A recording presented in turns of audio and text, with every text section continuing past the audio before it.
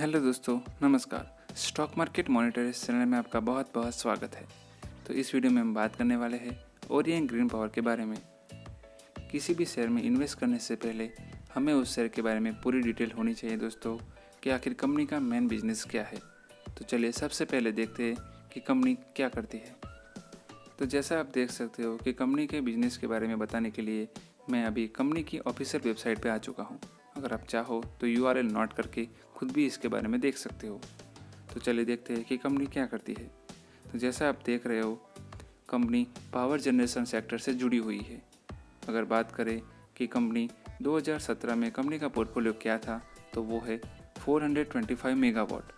Company की location के बारे में बताऊँ तो कंपनी तमिलनाडु, आंध्र प्रदेश, गुजरात और कर्नाटका में है। कंपनी विंड पावर से रिन्यूएबल एनर्जी जनरेट करती है दोस्तों, तो फ्यूचर में इसका ग्रोथ बहुत है। कंपनी का मेन बिजनेस देखने के बाद अब देखते हैं कंपनी से जुड़ी हुई कुछ और इन्फॉर्मेशन। तो सबसे पहले हम बात करते हैं कंपनी के कुछ की पॉइंट्स की। तो सबसे पहले है मार्केट कैप। आप देख सकते हो कंपनी की जो मार्केट कैप है वो है 724 करोड़।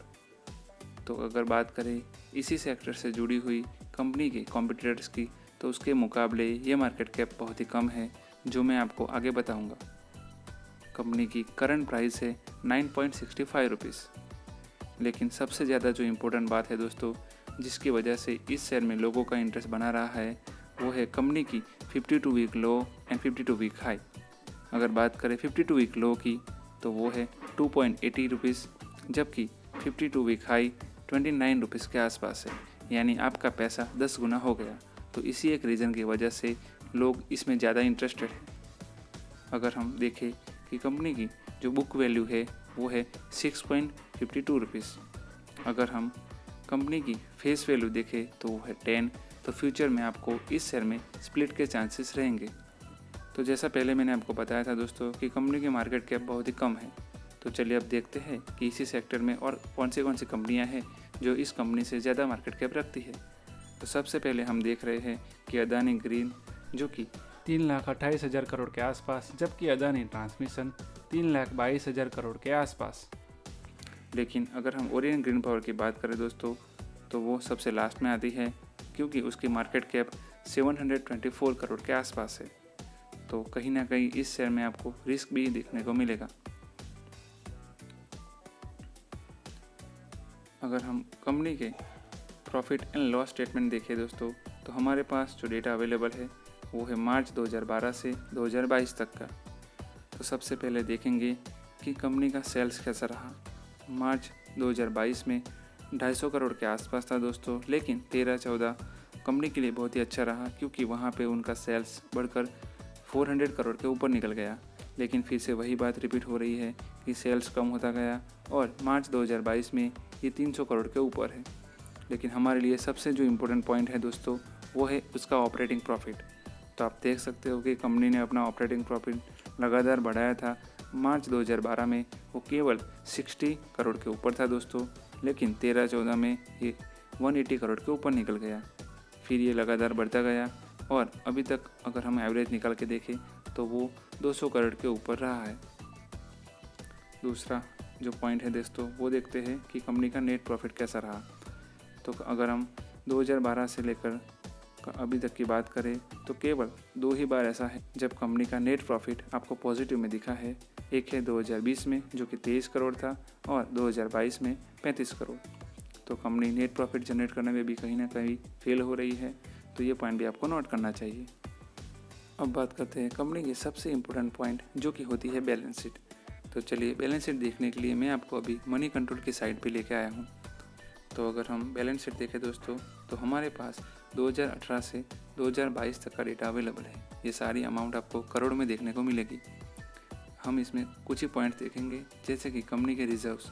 अगर रिजर्व्स की बात करें तो आप देख सकते हो कि मार्च 2018 में रिजर्व्स -8 करोड़ के ऊपर थे, 2019 में -15 करोड़, जबकि 2020-21 में ये पॉजिटिव हो गए। यानी कंपनी ने अपने रिजर्व्स पे ध्यान दिया।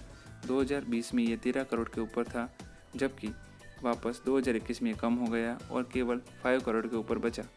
लेकिन 2022 में फिर से कंपनी के रिजर्व्स कम हो गए दोस्तों और वो माइनस में चले गए, जो कि -16 है। तो रिजर्व्स तो आपको यहाँ पे दिख नहीं रहे, लेकिन अगर हम बात करें कि क्या कंपनी के पास लॉन्ग टर्म बोरोइंग है, तो वो भी आप देख सकते हो कि 2018 से 2022 तक कंपनी की जो लॉन्ग टर्म बोरोइंग है वो करीब 250 करोड़ के ऊपर ही है। तो कंपनी के पास रिजर्व्स नहीं है लेकिन लॉन्ग टर्म बोरोइंग है। दूसरा पॉइंट हम देखेंगे कि कंपनी के पास शॉर्ट टर्म बोरोइंग कितनी है।